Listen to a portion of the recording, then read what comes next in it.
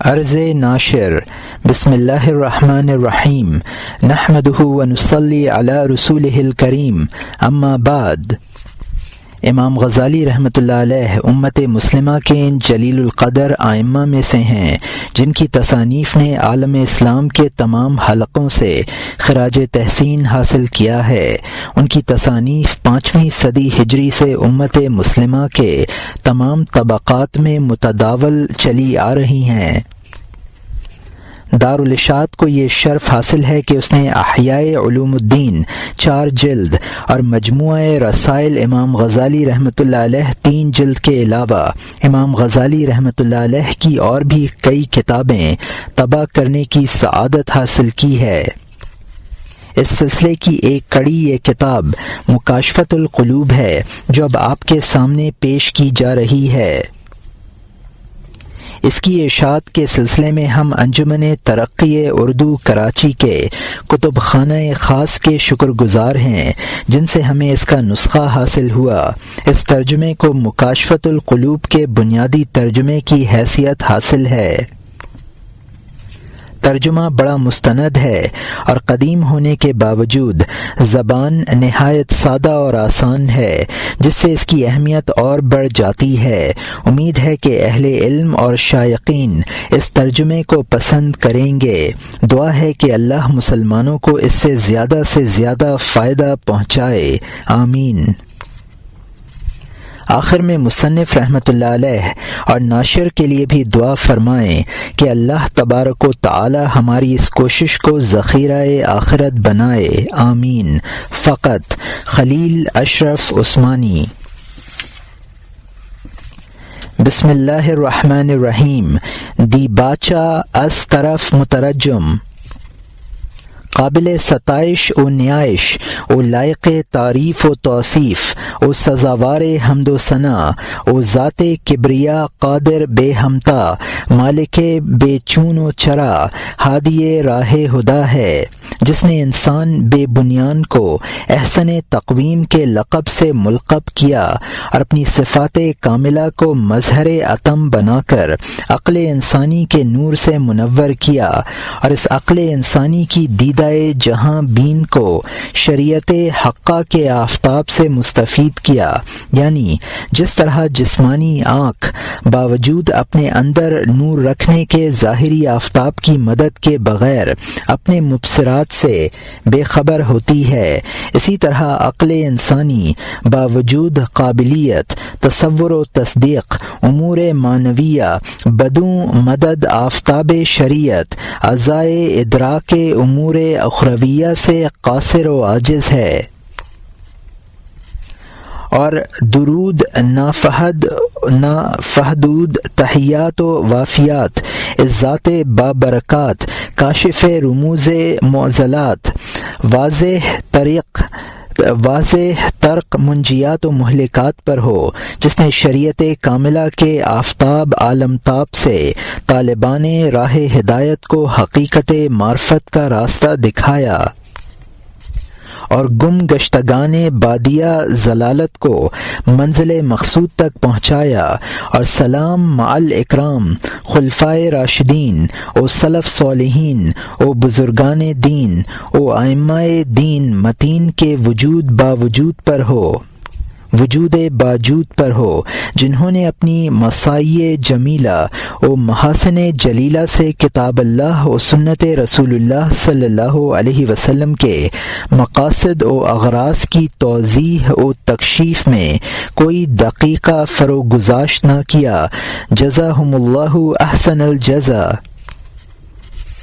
اما بعد، یہ فقیر پر تقصیر حاجی عبدالہادی الراجی الالحادی ناظرین پر تمکین و صدر نشین کی خدمت بابرکت میں یہ عرض کرتا ہے کہ جس طرح انسان کی بقائے شخصی و حیات جسمانی کے واسطے ستائے ضروریہ، یعنی پہلا ہوا، دوسرا آب و غذا، تیسرا نوم و یقظ، چوتھا حرکت و سکون، پانچواں احتباس و افتراغ، چھٹا اعراض نفسانیہ کا ہونا ضروری ہے، اور ان میں خلل آنے سے صحت جسمانی میں فرق آ جاتا ہے، اسی طرح انسان انسان کی بقائے روحانی و حیات جاودانی کے لیے کتاب اللہ و سنت رسول اللہ صلی اللہ علیہ وسلم کا جاننا اور ان پر عمل کرنا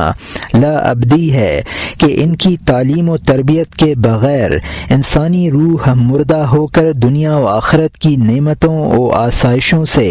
محروم و بدنصیب ہو جاتا ہے۔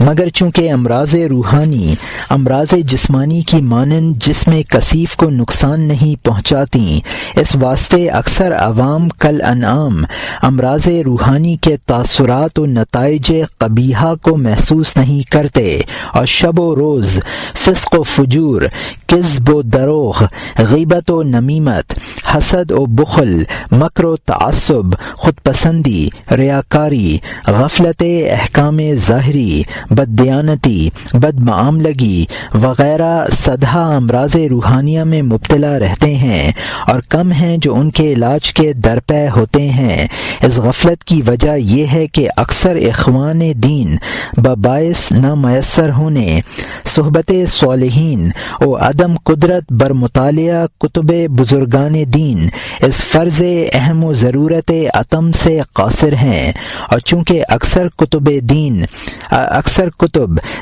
مبین مصنفہ بزرگان دین عربی عبارت میں ہیں، اس واسطے ملک ہندوستان میں عربی کا رواج کم ہو جانے اور ان کا ترجمہ اردو زبان میں نہ ہونے سے اکثر طالبان حق بھی کما حقہ مستفید نہیں ہوتے۔